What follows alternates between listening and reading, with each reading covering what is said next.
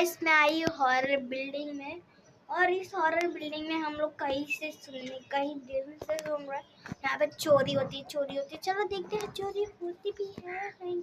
और यहाँ पे ना जो पहले रहते थे ना, वो सारा कपड़ा मतलब गंदा सा झाड़ू वीडू सब कुछ छोड़ के चले गए, प्लांट ये सब। तो भाई यहाँ पे चोरी ज्यादा ही होती, पता नहीं इतना लंबा एरिया है ना ये पूरा। भाई कसम से 1 किलोमीटर जाना पड़ता है उधर से, इतना लंबा घर है ये। यहाँ से 1 किलोमीटर जाना पड़ता है। यहाँ पे यहाँ से मतलब देखिए ना गाइस कितना सुंदर व्यू। और यहाँ पे what the hell तुमका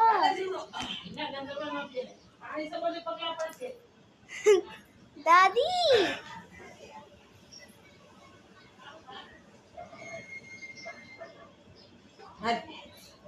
दादी फोन चोरी था तो वही चो